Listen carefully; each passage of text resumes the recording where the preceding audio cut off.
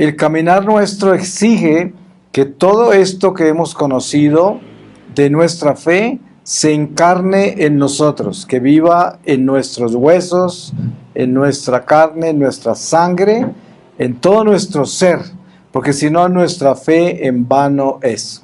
Ustedes saben perfectamente que Jesús es muy duro con los fariseos, porque pues él sabe que ellos son doctores de la ley, conocedores de todas las tradiciones judías, y fuera de eso son autoridad, pero no tienen amor, no conocen el amor de Dios, no tienen compasión, y por eso todo ese conocimiento de ellos, toda esa formación religiosa no les servía de nada, porque no habían encontrado lo más importante, que era encarnar el conocimiento de Dios, tenerlo en sus huesos, en su carne, en su sangre, en todo el ser.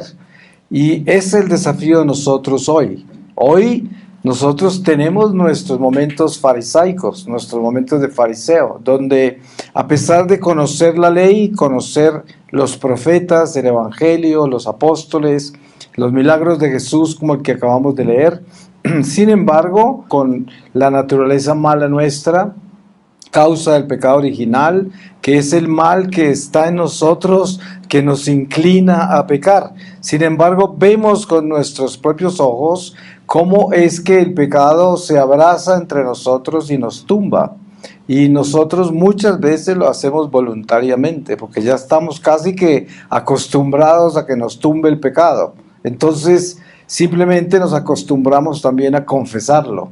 Y de repente todo esto se convierte en un deporte espiritual en el cual yo caigo y me levanto. Pero no hay en sí una asimilación tan profunda de esta realidad espiritual, donde el Espíritu Santo nos pide que nos convirtamos en verdad. O sea, que nos cristifiquemos. Y sabemos que es muy fácil hablar así. Lo que yo estoy diciendo, pues es muy fácil decirlo, pero lo que sucede es que dentro de nuestro corazón nosotros tenemos que tener una intención, y la intención es: a pesar de mí, yo quiero estar por encima de mí, de mis debilidades, a pesar de mí. Es como, ¿cuántas veces nos encontramos ante el Señor en momentos de adoración al Santísimo, de reflexión, de contrición, y le confesamos al Señor nuestra miseria? Le decimos: Señor, tú sabes quién soy yo, un pecador miserable, mira que continúo haciendo lo mismo, no parezco cambiar, sin embargo te pido que me ayudes a defenderme de mí. Y esto es, creo que, una súplica que todos tenemos, porque todos nosotros cargamos la muerte por dentro de nosotros, y es la muerte de ese pecado, y de eso no nos podemos escapar. Y de ahí viene la invitación de Jesús de amar al prójimo, porque precisamente el secreto del amor al prójimo es el llegar a amar a Dios. Porque como dice la palabra, si no amas a tu prójimo a quien ves, ¿cómo me vas a amar a mí a quien no ves? Por eso hay que empezar por lo que veo. Y amar al prójimo es entender que él es como yo, tan débil como yo, tan miserable como yo, tan capaz de hacer cosas malas como yo. Eso es amar al prójimo, porque amarlo por las cosas buenas que hace o que me da, eso no es amar, porque eso hasta los malos hacen eso, ¿no?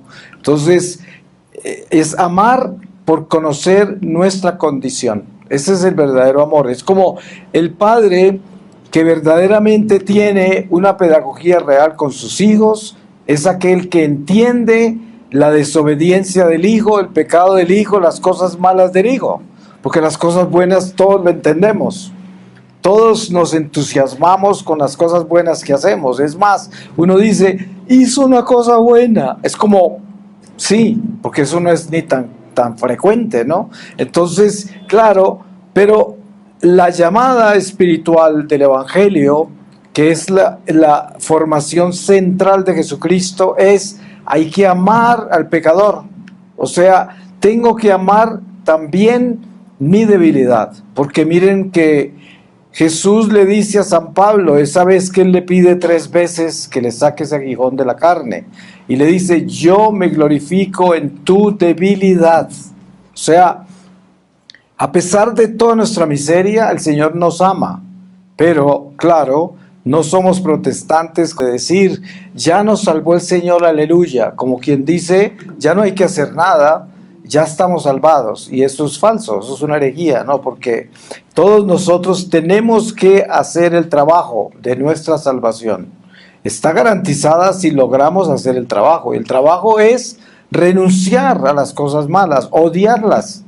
Así estemos ya para morir y no las hayamos superado. Pero lo importante es que las hayamos odiado, que haya sido nuestro peor tormento. Entonces, hay algo que debemos tocar en esta reflexión, por la cual la llamamos el dolor del pecado, y es el purgatorio. La razón por la cual el purgatorio está tan poblado, nadie sabe cuánta gente hay ahí, pero tampoco nadie sabe cuántos ángeles hay, ni cuántos ángeles cayeron, ni cuántos seres humanos han pasado por la tierra. Son números que solo Dios los tiene. Pero el purgatorio, ustedes se podrán imaginar lo poblado que está. Una de las razones más comunes para la población del purgatorio es la ausencia de dolor del pecado. Esa es una de las más comunes. Porque el purgatorio es un estado pedagógico. La vida terrenal es una escuela de almas. Nosotros estamos todos aquí en clase, estamos aprendiendo la lección del amor de Dios, que es lo que perdimos en el pecado original. Eva y Adán cayeron en el pecado original, ¿por qué? Porque dejaron de amar a Dios, porque amaron a la serpiente, le obedecieron a ella y desobedecieron a Dios. Eso quiere decir, dejaron de amar a Dios. Y al dejar de amar a Dios, entró la muerte. Entonces, Jesucristo, que es Redentor, nos trae el camino, porque Él es el camino, para salir de la muerte. Y el camino para salir de la muerte es rescatar el amor perdido. El amor que perdimos con el pecado original, que es la obediencia, el obedecer a Dios y amarlo. Porque para nosotros poder decir que amamos a Dios, tenemos que estar seguros que le estamos obedeciendo, porque si no, ¿de qué se trata? Es como el esposo y la esposa, se aman, pero deben tener temor de Dios, que es el temor de hacerle daño al otro. Y no es miedo a hacerle daño al otro, porque eso es egoísmo, es yo no quiero que hacer cosas malas que me perjudiquen, eso es egoísmo, ¿no? Es decir, yo no quiero hacerle daño al otro porque lo amo. Eso es muy diferente, no porque me va a perjudicar, porque de pronto mi matrimonio se va a dañar, entonces mejor me porto bien. Eso no es amor, eso es interés, un interés personal. Pero el amor tiene que ver con que yo no quiero hacerle daño al otro porque lo amo. Y lo mismo pasa con el amor a Dios. Yo no quiero pecar porque yo amo a Dios y no lo quiero ofender. Lo amo mucho. Y entonces la falta de dolor de pecado es la ausencia del amor de Dios. Eso es. Y eso, si yo muero así, tengo que continuar en la lección del amor en el purgatorio. Y les voy a poner un ejemplo de algo que a mí se me reveló, que yo aprendí, algo que fue muy doloroso, porque una familia campesina, hace muchos años, recién que comenzaba mi vida misionera, estaba en un pueblito en el Perú y me invitaron al campo a un funeral. Y claro, estaban haciendo el velorio en la casa de una campesina. Y entonces yo entré a la casa y una señora que era como otra campesina empleada de la casa me llevó a la cocina atrás para darme agua. Y cuando llegué a la cocina, venía de regreso y la señora, y me encontré una señora paradita ahí al lado de un balcón. Entonces la miré, me miró y me dijo ella, hay que orar mucho para que podamos recuperar el dolor del pecado. Y yo dije, pues en ese momento no entendí bien qué estaba pasando. Además, era campesina con un acento muy campesino y yo hice esfuerzo para entenderla. y seguí. Resulta que cuando llegó el momento en que se estaban acercando al ataúd para mirar a la señora que le abrieron el ataúd, era esa señora, ¿no? Entonces, la señora, en medio de las oraciones ese día, porque estuvimos allá haciendo 2 rosarios, luego llegó un sacerdote, fueron como 3 horas. En medio de todo eso, vi, o mejor dicho, esa señora me mostró, porque el Señor seguramente le permitió, porque era parte como de mi escuela, ¿no? Era para mí. Y vi a la señora en esa casa, años atrás, parada en el comedor de la casa, al frente de sus hijos, cometiendo un acto de desamor terrible, porque los estaba abusando verbalmente, y los hijos estaban todos rotos, el corazón de dolor, porque era injusto todo lo que estaba diciendo, haciendo y todo, y ella estaba haciendo eso, pero en ese momento esa señora ya estaba en el purgatorio, porque el funeral, cuando nosotros estamos en un funeral, ya el alma hace mucho rato ha pasado por todo eso. Ese funeral ya sucedió en el mundo espiritual, en el eterno presente, ese funeral ya pasó. Es como, es decir, usted va a un funeral y el alma ya estuvo en la misa del funeral, el alma ya recibió todas las bendiciones de todas las oraciones del futuro, del pasado, de todas partes, ya está fuera del tiempo. Entonces, esta señora estaba en el purgatorio ya, la que estaba ahí en el ataúd. Y uno de sus estados purgatoriales era ese momento en el comedor de la casa, porque ella nunca lo solucionó. O sea, ese momento sucedió en su vida y a pesar de ser una señora que se confesaba, que era una señora de oración y todo, no tenía solucionado muchas cosas del amor. Entonces, uno dirá, pero entonces, ¿quién se puede salvar del purgatorio? Pero no, la verdad es esta, que si nosotros entramos en la comunidad del amor, que es en la comunidad de reparación, de enmienda, donde yo sinceramente comienzo a darme cuenta que el pecado debe doler, debe doler. Cuando yo miro a una persona a la cual he ofendido, yo tengo que hacer un esfuerzo por sentir que esa ofensa que le hice me debe doler.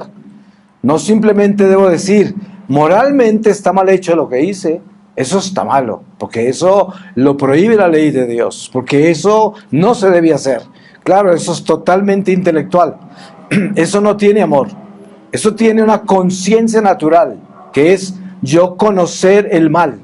Pero ¿acaso conocer el mal es sentir el mal? ¿Acaso conocer el mal es dolerme el mal que hice? No. A mí me duele el mal que me hacen. Ese sí me duele, ¿sí? Pero doler el mal que yo hago, ahí es donde está el secreto, ¿no? Porque miren, cuando a mí me duele el mal que me hacen, si hablamos de la perfección cristiana, pues pierdo gracias, ¿ves? Porque si yo quiero perfeccionarme, santificarme y purificarme, con el mal que me hacen me debo purificar. Perdonar al enemigo, ¿no? Amar al enemigo, que es lo que Jesús nos enseña. Y todo el mundo se escandaliza con eso. ¿Cómo hago? Si quiero ser sincero, yo no puedo amar al que me hace daño, no soy capaz. ¿Para qué miento? Pero la realidad es que si yo entro en esa comunidad de la enmienda, de la reparación, del arrepentimiento, de la búsqueda del dolor de las cosas malas que hago, entonces entro en una dimensión, la dimensión del amor de Dios. Y esa dimensión se va ampliando, porque yo quiero eso, porque lo quiero hacer, lo quiero vivir. Entonces ya soy más cuidadoso en mi vida. Ya todos los pasos que doy, los doy con cuidado. ¿Y por qué? Porque ya los doy con amor. Sí, porque yo ya no camino descuidadamente, porque yo ya no me levanto a vivir mi voluntad, sino que yo camino pendiente del temor de Dios, pendiente del temor al prójimo, pendiente de cuidarme de la salud espiritual, de asegurarme que yo camino en armonía con lo que Dios me ofrece, que es la vida eterna. Y la vida eterna se gana convirtiéndonos en luz. Y la luz solo se adquiere a través del amor de Dios en mi corazón, que se va llenando de Dios y me voy convirtiendo en un faro, en un foco de luz. Y esto es precisamente el encuentro con el dolor del pecado. Entonces, ¿Cuántas millas hemos recorrido nosotros en este mundo en relación al amor? Pues mucho, porque cada día envuelve el amor. Y si yo miro hacia atrás, quizás no voy a alcanzar a ver todos los eventos de mi vida donde tuve desamor. Eso es imposible, ¿no? Hay gente que tiene muy buena memoria, pero no le alcanzaría. Entonces, el acto de reparación para cubrir esas situaciones como las que esa señora que murió me mostró, porque por gracia de Dios, para uno cubrir esos momentos, y que seguramente ella nunca tuvo la oportunidad de recibir esa gracia, para uno cubrir los momentos uno tiene que entrar en conciencia de pensar cuántas actividades en mi vida en el pasado fueron sin amor y le hice daño a la gente, abusé a la gente, le quité la paz a otros, quién sabe cuántas cosas he hecho que están relacionadas con el desamor. Entonces, si yo entro en esa conciencia, me comienzo a preocupar por esas cosas, porque digo, eso no está bien que yo haya hecho todo eso. ¿Cómo quisiera cambiar eso? ¿Cómo quisiera borrarlo? ¿Cómo quisiera repararlo? ¿Cómo quisiera que esto no fuera mi vida? Pero lo es. Y yo le imploro a Dios que me dé la gracia de que en mi corazón yo esté consciente 100% del mal que eso es y de que no permita que lo vuelva a hacer. Y continúo con esta oración constante, siempre, en mis oraciones. ¿Cuántas veces de repente estamos orando un rosario y a veces nos cuesta hasta trabajo pensar por qué ofrecerlo? Porque así de tanto nos falta a nosotros crecer espiritualmente. Si no nos alcanza la vida para todo lo que tenemos que ofrecer y reparar. Por eso, cada oración debe entrarse en esa dimensión de Dios donde yo digo, Señor, es que no me alcanzan las oraciones para llegar a todos esos rincones donde yo falté al amor, donde yo te he ofendido y donde le he hecho daño al prójimo. Ayúdame, Señor, porque necesito caminar en el amor y que este caminar en el amor me ayude a reparar, a purificarme, a santificarme y a enmendar todo lo que está roto por culpa de mi acción, de mi vida, de mi conducta. Y claro, nosotros constantemente estamos caminando en una contabilidad que está entre el rojo y el verde, ¿no? Y que solo Dios puede llevar esa cuenta, pero entre más temor de Dios tenemos, más claridad tiene nuestra conciencia entre el bien y el mal, más claridad. Y ya uno tiene esa sensibilidad donde uno termina una reunión con gente y sale y hay algo que no le cuadra en el amor y se da uno cuenta dónde falló y qué fue lo que hizo y qué fue lo que dijo y qué fue lo que sintió.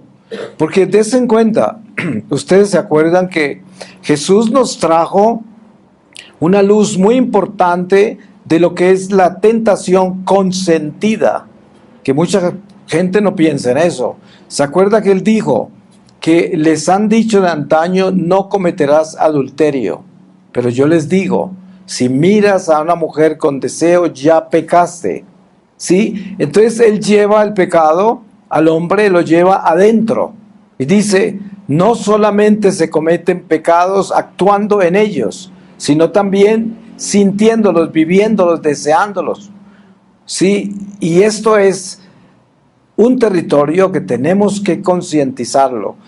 Yo tengo que concientizar mi vida interior y darme cuenta hasta dónde estoy extendido yo dentro de la gracia y del pecado, hasta dónde llega mi ser y en qué forma se concientiza de todo lo que hace cada día, en cada momento, con relación al deseo, con relación a todo lo que uno hace para rechazar las cosas que son de Dios y que son buenas, pero las rechazo porque no me gustan, porque no me convienen. Miren que en la economía del alma, como podríamos llamarla, yo camino entre las multitudes, entre extraños, sobre todo en una ciudad como esta, 12 millones de personas. ¿Cuántas veces nos estamos caminando con masas de gente? Esa gente son extraños, no los conocemos, a lo mejor nunca los volveremos a cruzar. Sin embargo, dependiendo de cómo camino entre ellos, me favorece mi economía o me la daña. Porque sin yo conocer la gente, la amo o la odio, o me es indiferente. A veces las multitudes pasan como peces que nadan en el agua, no significan nada para nosotros. Y a veces tenemos amor y sentimos la gente, la sentimos, existen, son personas. Y es más, a veces sentimos que son hijos de Dios, a veces hasta sentimos que también tienen alma como yo. Y hay muchas dimensiones, hay muchos niveles, dependiendo de dónde estoy yo con relación a Dios. Entonces, en esta escuela del amor de Dios, buscando el pecado, el dolor del pecado, solamente va a aumentar en gracias cuando yo comienzo a caminar en esta dimensión, porque ya me elevo a otro lado del que estaba, porque en el que estaba era aquel en el cual conocía el pecado, confesaba el pecado, me preocupaba el pecado, pero no me dolía. Entonces, por lo tanto, yo no actuaba en la gracia, sino que actuaba en la ley. Y ustedes se dan cuenta cómo San Pablo habla de esto, de que la ley no nos puede salvar. La ley no es suficiente, nos salva la fe. ¿Y la fe qué es? El amor. No hay fe si no hay amor. Entonces, la fe es la que nos salva. Yo actúo bien porque yo amo, por eso actúo bien. Como decía antes, si yo amo a mi esposa, si yo amo a mi esposo, los amo y no quiero hacerles daño, pero no por perjudicar el matrimonio, sino porque es por amor, es porque los amo. Es diferente, esa es otra dimensión, y es la dimensión de Dios. Ahí es donde nos purificamos, nos santificamos, donde reparamos, donde crecemos espiritualmente, donde podemos decir que nos estamos convirtiendo en una mejor persona. Porque qué bueno que es eso, que uno pueda sentir que se está volviendo una mejor persona. Miren, muchos de nosotros nos encontramos a través del tiempo, una y otra vez, una y otra vez. Y qué bonito que es ver esas personas que uno se encuentra a través del tiempo y ver que están trabajando en sí mismos y que tienen más amor, que hay más caridad, que hay más compasión, ¿no? Que esas personas se están elevando, que están ascendiendo, que no están descendiendo o que no están estancadas. Y esto es muy lindo, poder caminar a través de este destierro en que estamos, en el que el Señor nos reunió, y darnos cuenta que estamos elevándonos, porque des en cuenta, el momento de la muerte, ¿qué determina? ¿Cuánto ascendió o cuánto descendió? Es lo único que determina, no hay nada más. Usted queda tan profundo como cayó, tan alto como se elevó. Eso es. Entonces la pregunta es, ¿me estoy elevando o me estoy hundiendo? ¿A dónde estoy yo? Y uno tiene que ser muy sincero con esto. Lo único que lo eleva a uno es el amor, nada más. El amor. Y el amor, pero no el amor humano, el amor de Dios. Porque el amor humano es aquel que dice, yo no quiero ofender a mi esposa porque perjudico el matrimonio, hasta se me daña, ¿no? Entonces mejor me porto bien. Ese es el amor humano, es condicional. El amor de Dios es, yo no quiero hacerle daño a mi esposa porque la amo y Dios me la dio. Este es el amor de Dios. Son dos amores muy diferentes. Entonces, el amor verdadero es el único que nos eleva. Es el que nos eleva. Y hay que pedirle a Dios que ese amor que se crea en nosotros por el dolor al pecado. Es que el amor de Dios no crece en nuestro corazón, sino crece el dolor. Ustedes se dan cuenta que siempre la cruz. Hace poco, y yo me encuentro con esto con mucha frecuencia, como se podrán imaginar, yo viajo por todo el mundo entre la Iglesia Católica y me encuentro con situaciones espantosas que cuánto quisiera yo poder decir algo útil, ¿no? Hay personas que vienen con problemas imposibles, que uno no puede hacer nada, nada, más que decir lo más fácil. Oremos. Y claro, es lo más poderoso de todas maneras, pero cuando una persona está en un lío bien terrible, se está ahogando, yo no lo puedo sacar y le digo, oremos, pues eso no le ayuda a que se está ahogando, ¿no? Pero hay situaciones que son así. Y yo siempre que estoy en situaciones así con la gente y con mi vida, lo único que se aparece en mi vida, lo único es la cruz, el Señor en la cruz. Y es, mira esa cruz y préndete de ella, porque es que ahí es donde está la fuerza. Ese Dios moribundo que me está mostrando el dolor, que me está mostrando toda la maldad de este mundo, que me está mostrando el pecado, todo lo que pueda salir mal está en la cruz. Es decir, es el extremo de las cosas que puedan salir mal. ¿Asesinar a Dios? ¿Se puede imaginar que pueda pasar algo más horrible que eso? Que aparezca Dios entre nosotros y lo matemos, ¿no? Pues esta es la cruz, esta es la cruz. Entonces, cuando uno está en cualquier situación en la vida, la cruz es nuestro aliento, nuestra esperanza, porque ahí es donde está la fuerza de Dios que dice, a pesar de mi muerte, yo soy la vida, ¿no? Y aunque esté sangrando, mi sangre es eterna, no es temporal como la tuya. Y por eso préndete esta cruz, para que recibas la sangre que se derrama para la eternidad y el amor que nadie puede marchitar. Eso, un amor que resucita, que nadie lo puede matar. Y ahí es donde está la esperanza, porque ¿cuántas situaciones viviremos en esta vida, usted y yo, que no podemos solucionar? Como nuestro pasado, ¿no? El pasado nuestro, la mayoría de las cosas que han pasado no las podemos solucionar, las que salieron mal. Hay algunas que sí, pero son muy pocas. La mayoría no se pueden solucionar. Entonces, ¿qué hace uno? No puede vivir con esa carga porque son cosas que no tienen solución. Y lo único que uno puede hacer con eso es implorarle a Dios el dolor de las cosas malas que uno hizo, que ya no puede solucionar, pero que le duelan y que sienta uno el mal que hizo con eso, ¿no? Las cosas que no salieron bien por culpa de uno, por culpa de la falta de amor, de compasión, de tolerancia, de paciencia, de caridad. ¿Quién sabe cuántas virtudes rotas que causaron el mal? Pero entonces, primero, el infierno existe el demonio, existe el pecado, existen los errores, existen las tragedias, la enfermedad, el sufrimiento, todo esto existe, pero lo que uno tiene que aprender es que uno no es nada de eso. Eso no soy yo, eso ocurre en mi vida. El infierno existe, sí, pero no soy yo. Todo existe, pero no soy yo. ¿Quién soy yo? Yo soy un hijo de Dios, que Dios quiere salvar y que me quiere llevar a una eternidad donde no hay nada de eso, no hay infierno, no hay pecado, no hay sufrimiento, no hay enfermedad, nada de eso, porque nada de eso soy yo, y por eso no me lo llevo al paraíso, porque eso no era mío, si no me lo hubiera llevado para allá. Entonces, ¿cómo hago para manejar esas cosas? Yo tengo que entender que si yo he hecho cosas que me colocan en el infierno, como tantas veces lo hemos hecho todos nosotros, que es el pecado mortal. Un pecado mortal, ¿qué hace? Me para en el infierno, ahí estoy, en el infierno.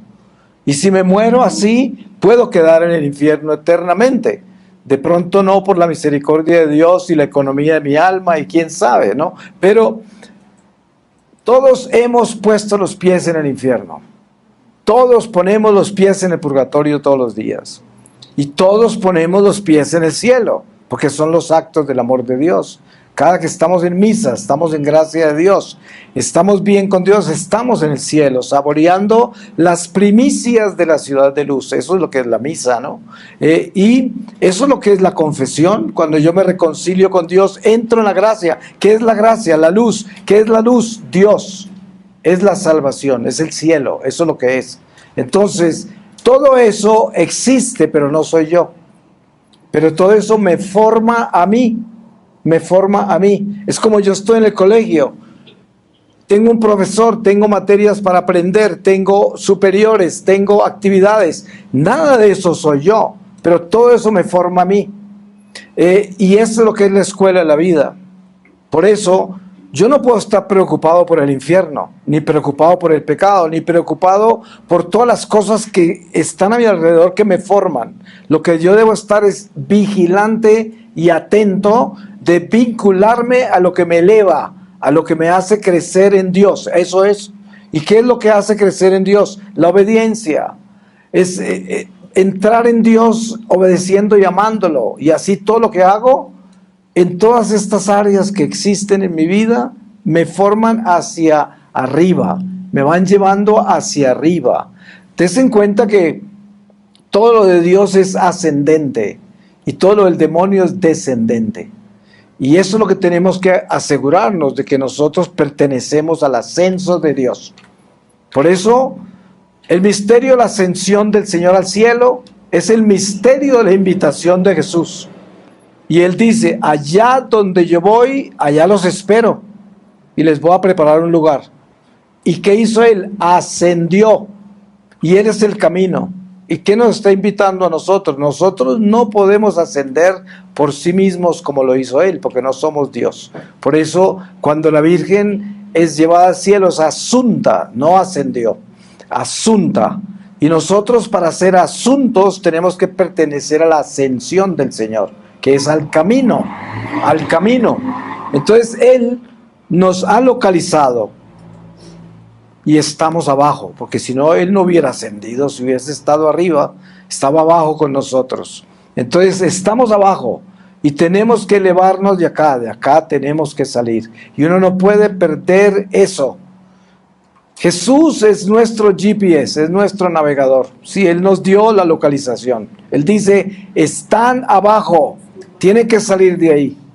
Y yo les muestro para dónde vamos. Eso es. Entonces, tenemos que entender que esta salida de acá es para nosotros nuestro camino, salir de acá, pero hacia arriba, hacia arriba. Es increíble que podemos encontrar gente en la iglesia que está descendiendo y está en la iglesia. Usted encuentra curas en pecado, viviendo una vida espantosa, religiosas. Todos ustedes seguramente habrán conocido alguno. A mí, desafortunadamente, por mi vida misionera, me los encuentro todo el tiempo en todas partes porque viajo entre ellos. Pero ¿y cuántas veces no he estado yo descendiendo también por el pecado? Así que yo no estoy diciendo eso, sino nosotros. Y eso es lo importante, que entendamos que todos tenemos esas debilidades y esa posibilidad de estar descendiendo. Y es terrible porque nosotros no podemos decir que tenemos tiempo. Por lo tanto, si yo estoy mal hoy, estoy en peligro, porque mi tiempo se puede acabar hoy. Entonces, teniendo esa conciencia, la conciencia más grande del dolor del pecado es darme cuenta que este es mi último día. Ese es el dolor del pecado de verdad. Porque si yo tengo conciencia de que no tengo tiempo, entonces estoy realmente en la conciencia del amor de Dios.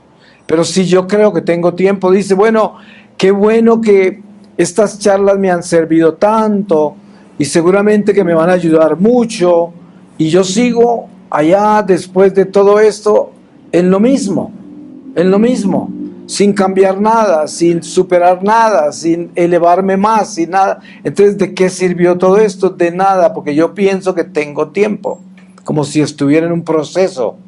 Y ninguno de nosotros estamos en un proceso. Ustedes se dan cuenta que la psicología moderna es acerca de procesos. Es todo, por eso existen las terapias, ¿no?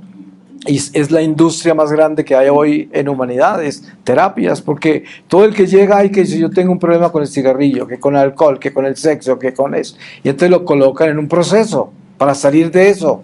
Y entonces el hombre feliz vive procesos, porque el proceso puede durar todo el resto de la vida, pero estoy en un proceso. Y el psiquiatra o el psicólogo lo sigue ahí alimentando en el proceso, por años, no importa, pero está en un proceso.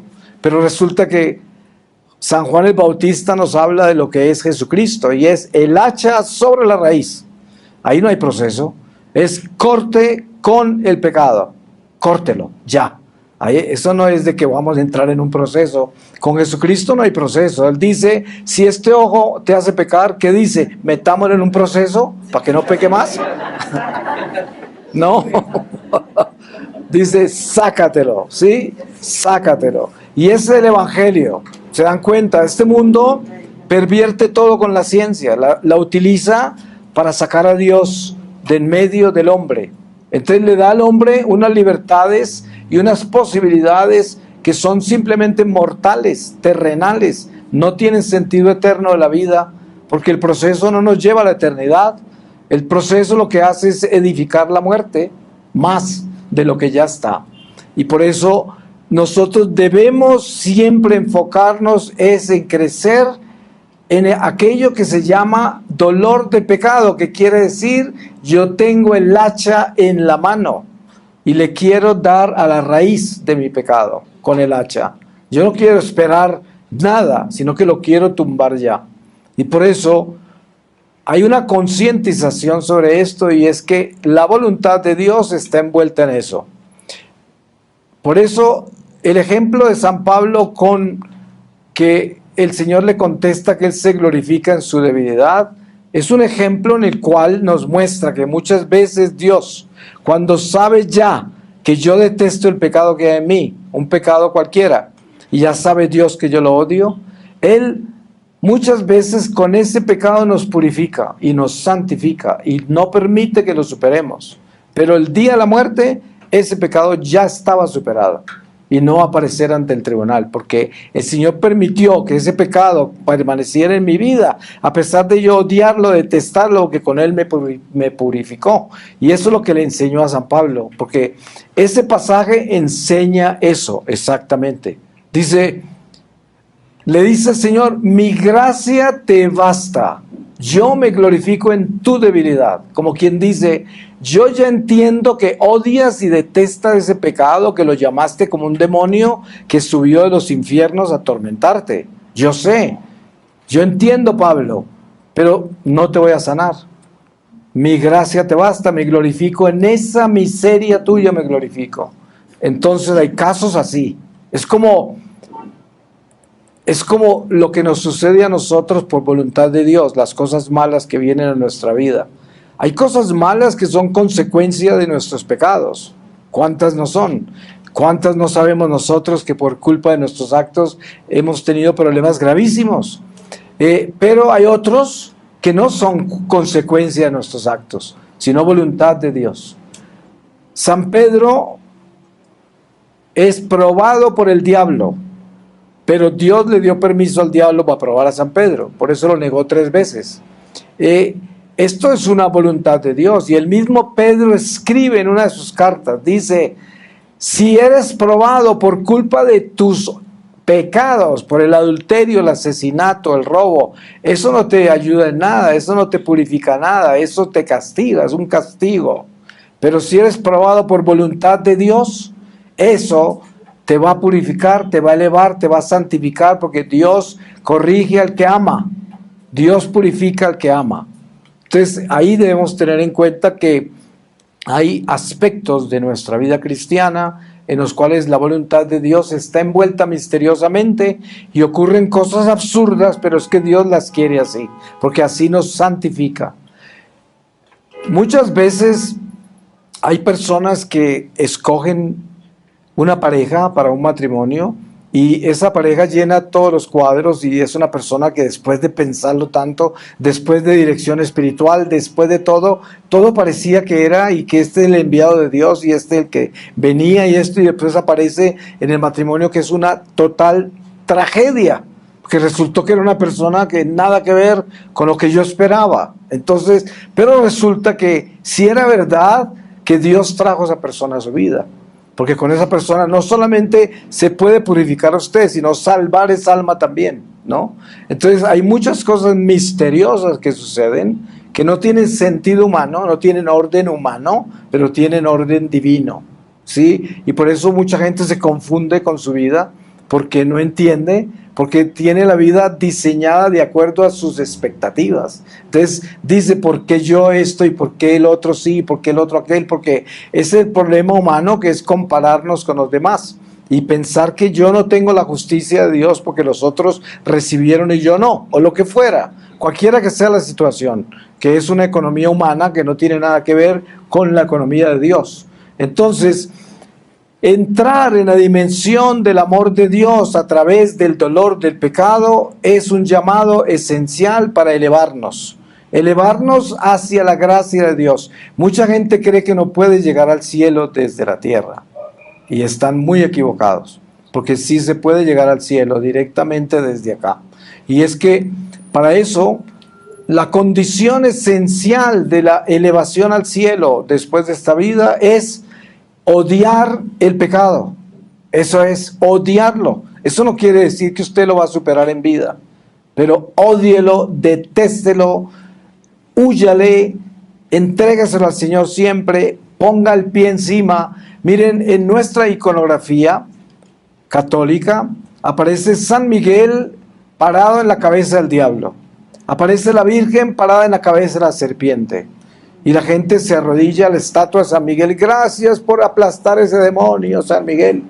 Y la Virgen, mantén ese pie, Virgencita, encima de esa serpiente. Pero resulta que el mensaje de esa iconografía no es ese. El mensaje de esa iconografía es San Miguel diciéndole a usted: párate encima de la cabeza de tu demonio, ¿no? Y eso mismo dice la Virgen: párate en la cabeza de tu serpiente, párate, y no la sueltes porque te muerde y te envenena. Esa es la iconografía. Entonces, yo no voy a que la Virgen me salve del diablo, no. Yo me voy a orarle a la Virgen para yo tener la fuerza de pararme encima de la cabeza del diablo, porque a mí me corresponde. A mí me corresponde hacer eso. A cada uno de nosotros nos corresponde atrevernos y tener la autoridad espiritual para pararnos encima de la cabeza de Satanás. Y tenemos esa autoridad. Pero para eso tenemos que tener el dolor del pecado. Tenemos que tener la decisión de santificarnos. Una decisión auténtica, sincera, donde yo digo: yo quiero entrar al cielo, yo quiero ser santo, yo quiero elevarme, yo no quiero quedarme en este pantano, yo no quiero arrastrarme por estos socavones de este mundo, yo no quiero terminar al final de mi vida atrapado acá. Ustedes saben, si pudiéramos tener un momento para ver el mundo espiritual, se aterrarían ustedes de las nubes de almas que están acá, no condenadas, sino almas en purgatorio, acá, que no se elevaron ni un centímetro, nada, quedaron en la vida terrenal, pero pegadas a la vida terrenal, porque nunca crecieron hacia el amor de Dios, pero se salvaron por misericordia, y son nubes, nubes. Y esto es algo que nos debe enseñar. Miren, en este momento que estamos acá, hay cientos de personas muriendo alrededor de nosotros, en este momento, que están entrando en esa realidad, así, y dándose cuenta de algo que ya no va a cambiar, que ya no pueden regresar, que ya quedó así, ya quedó así. Y eso le puede pasar a usted saliendo de esta casa, le puede pasar a usted sentado ahí, que ya entra y en un segundo queda sentenciado. ¿Sabe qué es? En un segundo ya no hay nada que hacer. Por eso es que todo esto que estamos viviendo acá, todos estos momentos de reflexión, las estaciones litúrgicas, que son un don de Dios, son oportunidades que Dios le da al alma desterrada, al peregrino, para que despierte, para que se convierta, para que cambie, para que se concientice, para que entre en el amor de Dios, para que se atreva a ser bueno. Ustedes saben que para ser bueno hay que ser valiente, hay que ser muy guapo, muy valiente para hacer el bien y para ser bueno, porque es muy fácil no ser bueno, es lo más fácil que hay, ¿no? Ustedes saben, a un niño usted no tiene que enseñarle a hacer cosas malas. El niño por sí mismo rompe un vidrio, patea a un perro, hace lo que sea, no tiene que enseñarle usted nunca las cosas malas, pero las cosas buenas se las tiene que enseñar todas. Le tiene que enseñar a no romper el vidrio, a no patear el perro, a no gritar, a no decir cosas malas, todo eso, ¿no? Entonces uno tiene que, y no es que seamos malos, eso no quiere decir eso, sino que el mal está en nosotros. En mí hay una mancha que me inclina al mal, no soy yo, pero está en mí, por eso el mal que no quiero hacer es el mal que termino haciendo, y esa es nuestra naturaleza. Pero entendiendo eso con claridad, debemos despertarnos con responsabilidad a este caminar que Dios nos ha dado, que es un momento más de gracia. Quién sabe si tendremos otra oportunidad de confesarnos, si tendremos otra oportunidad de comulgar, de amar. Uno puede empezar por hacer un ejercicio espiritual que yo siempre recomiendo. Estamos en este lugar y hay mucha gente entre nosotros y no necesariamente nos conocemos todos personalmente, pero Dios nos colocó aquí en este mismo lugar hoy. Usted puede hacer un esfuerzo interior en el cual le pide a Dios la gracia de amar sinceramente a todos los que estamos acá. Empezar por ahí. Decir, Señor, yo quiero con toda sinceridad amar a todos los que estamos acá. Y desear que todos los que estamos acá nos salvemos. Desearlo. Desde el fondo de mi ser, desear que todos nos salvemos. Y que nos podamos encontrar en tu gloria un día, Señor. Y esto es un sentimiento nada más. Pero si este sentimiento se traslada a todo su caminar, eso es elevarse. Así se llama elevarse, así se eleva uno. Porque entonces usted camina entre las almas, pero camina amándolas y camina deseándoles el bien. Y los enemigos, la gente que lo persigue, que lo calumnia, que lo quiere destruir y quiere acabar con su vida, pues usted hace el esfuerzo y le implora a Dios que le dé amor por ellos, que es tan difícil. Ese es un amor casi imposible para nuestra humanidad. Sin embargo, hay que buscar las oportunidades de crecer más. ¿Y qué puede darnos más crecimiento espiritual que amar al enemigo? No creo que haya nada más poderoso que eso. Es una oportunidad de oro.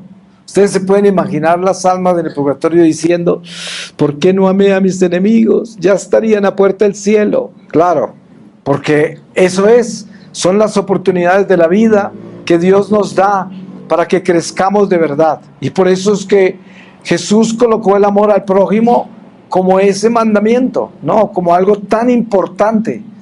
Y es que debemos descubrirlo bien, porque es un tesoro, es una oportunidad, es una herramienta poderosa para labrar bien este terreno que nos lleva al cielo.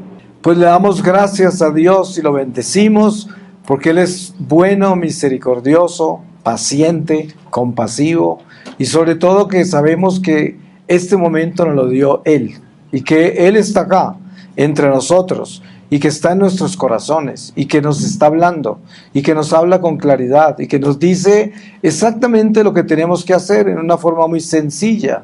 Y por eso tenemos que seguir esa palabra de Dios que dice, si hoy oyereis mi voz, no endurezcáis el corazón como en Meribá, cuando me tentaron, un pueblo maleado de incredulidad.